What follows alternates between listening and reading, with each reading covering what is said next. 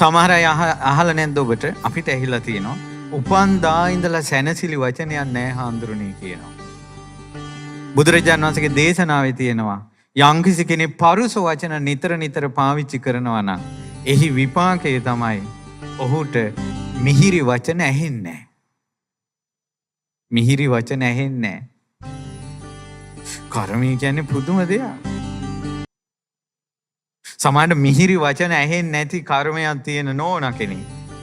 අපි කියමු ඒ නෝනට කර්මය තමයි සංසාරේ කලින් ජීවිතේ සැරට කතා කරලා නපුරු වචන කතා කළේ විපාකෙත් එක ඉන්නවා.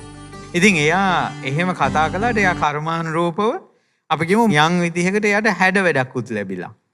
එහෙම නැත්නම් එයා දන් දීලා. ඒතකොට එයා පෝසත් පවුලක උපදිනවා.